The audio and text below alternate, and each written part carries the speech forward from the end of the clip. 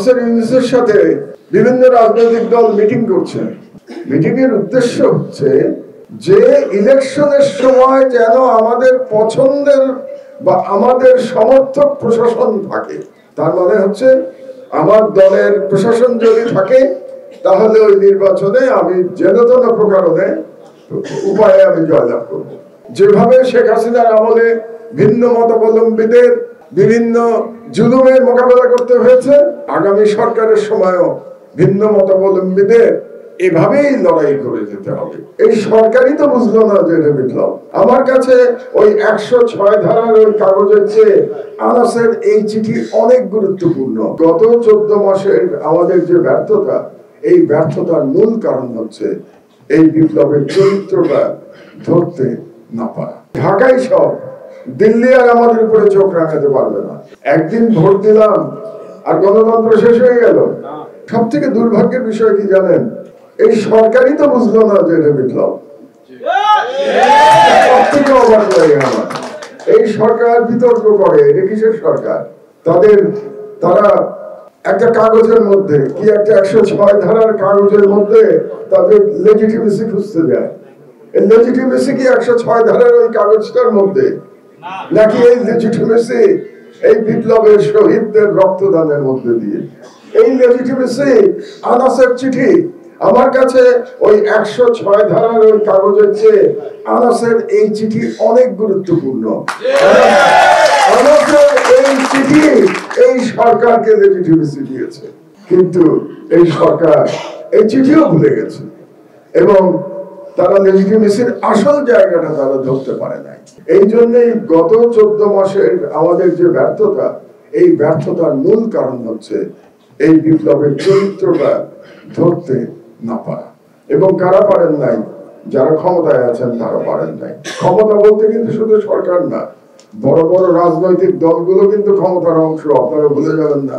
Because they are the part of the establishment. Establishment মানে শুধু যমুনাতে professor Yunus বসে থাকেন, উনি শুধু এস্টাবলিশমেন্ট না। এই বড় বড় রাজনৈতিক দলগুলোর যারা প্রধান ব্যক্তি তারাও এস্টাবলিশমেন্ট। তারা এই বিপ্লবকে কোনোদিন স্বীকার করতে চাইলেন না। এটা দুর্ভাগ্য, জাতির জন্য দুর্ভাগ্য। আমাদের আনাস, আমাদের আবু সাইদ, আমাদের মুগ্ধরা, আমাদের ওয়াসিমরা, তারা সিদ্ধান্ত দিয়ে গেছে যে ঢাকাই সব, দিল্লি আর আমাদের উপরে চোখ রাখাতে পারবে না। আমাদেরকে জানিয়ে গেছে ক্ষমতা জনগণের কাছে, ক্ষমতা কোনো রাজনৈতিক নেতার কাছে না, যে রাজনৈতিক নেতার কথায় দেশ পরিচালিত হবে। সেই দিন এই বিপ্লবের মাধ্যমে সেই দিন পার হয়ে গেছে, এটা আমাদের বোঝা উচিত। আপনাদেরকে একটা কথা বলি, গণতন্ত্র কেবলমাত্র একদিনের জন্য না।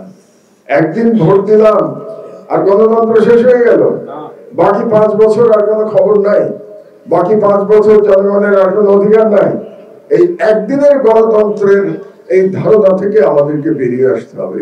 যদি সত্যিকার অর্থে আমরা জনকল্যাণমূলক এবং জনগণের প্রকৃত প্রতিনিধিত্বকারী একটা রাষ্ট্র গঠন করতে চাই, তাহলে একদিনের গণতন্ত্রের প্রক্রিয়া থেকে আমাদের বের হয়ে আসতে হবে। এই মানসিকতা থেকে আমাদের বের হয়ে আসতে হবে।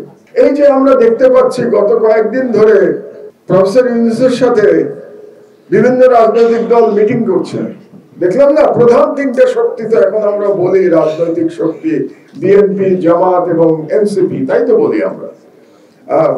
তো এরা বিভিন্ন মিটিং করছেন গত কয়েকদিন ধরে। মিটিং এর উদ্দেশ্যটা কি? এটা খুব ইন্টারেস্টিং। মিটিং এর উদ্দেশ্য হচ্ছে যে ইলেকশনের সময় যেন আমাদের পছন্দের বা আমাদের সমর্থক প্রশাসন থাকে, এটা তাদের মিটিং এর উদ্দেশ্য। তারা আলোচনা করতে যান যে ডিসি কে থাকবে, কমিশনার কে থাকবে, এসপি কে থাকবে ইলেকশনের সময়। এটা হচ্ছে তাদের প্রধান আলোচনার বিষয়বস্তু। তার মানে হচ্ছে আমার দলের প্রশাসন যদি থাকে তাহলে ওই নির্বাচনে আমি যেন তেন প্রকারে উপায়ে আমি জয়লাভ করব। তাহলে এই গণতন্ত্রের চর্চা থেকে আমাদের বেরিয়ে আসতে হবে। এখান থেকে বেরিয়ে আসতে হলে এই বিপ্লব অব্যাহত রাখতে হবে। প্রত্যেক রাজনীতিবিদ বেশ গর্বের সাথে বলেন রাজনীতিতে শেষ কথা বলে কিছু নাই। এর থেকে সুবিধাবাদী বক্তব্য আর কিছু হতে পারে না। এবং আমি অবাক হয়ে যাই যে রাজনীতিবিদদের এই কথাটা বলতে একটু লজ্জাও লাগে না। এটা বলার মাধ্যমে তিনি প্রমাণ করে দিচ্ছেন, যারা বলেন এবং সব রাজনীতিবিদ বলেন, প্রমাণ করে দিচ্ছেন তার কাছে আদর্শের কোনো মূল্য নাই, তার কাছে ন্যায় নীতির কোনো মূল্য নাই। কারণ শেষ কথা বলে কিছু নাই। আজকে যাকে গালি দেবে কালকে তার সাথে গলাগলি করবে, কারণ শেষ কথা বলে কিছু নাই। এই যে এখন আমরা দেখতে পাচ্ছি তিনটা প্রধান শক্তি তিন দলের বিরুদ্ধে মানে যতভাবে সম্ভব তারা নিন্দা করছে তিন দলের। আবার যখন ঐক্য হয়ে যাবে তখন দেখবেন এগুলো সব ভুলে গেছে, সবাই সবার সাথে গলাগলি করছে। এই রাজনৈতিক আদর্শহীন রাজনীতি থেকে আমাদের মুক্তি দরকার। নির্বাচন তো একটা আসছে, 3.5 মাস পরে একটা নির্বাচন হয়ে যাবে, কিন্তু জুলাই যোদ্ধাদের আমি বলবো আপনাদের যুদ্ধ শেষ হয় না। নির্বাচনের পরেও যারাই জিতুক না কেন, নির্বাচনের পরেও আমাদের যুদ্ধ চলমান রাখতে হবে। গত 15 বছর বাংলাদেশের মিডিয়া বেশিরভাগ শেখ হাসিনাকে তোষণ করেছে। বাংলাদেশের বড় বড় সম্পাদকরা নির্লজ্জ ভাবে তেলবাজি করেছে, দালালি করেছে তার সংবাদ সম্মেলনের নামে। এই একই জিনিস আপনারা দেখতে পারবেন ভবিষ্যতে, এটার জন্য প্রস্তুত থাকেন। এবং সেটা আমরা দেখতে পাচ্ছি। এবং যেভাবে শেখ হাসিনার আমলে ভিন্ন মতাবলম্বীদের বিভিন্ন জুলুমের মোকাবেলা করতে হয়েছে, আমি অন্তত ব্যক্তিগতভাবে প্রস্তুত যে আগামী সরকারের সময়ও ভিন্ন মতাবলম্বীদের এভাবেই লড়াই করে যেতে হবে, যদি আপনি মাথা উঁচু করে থাকতে চান। আর যদি সারেন্ডার করেন এস্টাবলিশমেন্টের কাছে তাহলে ভিন্ন আলোচনা।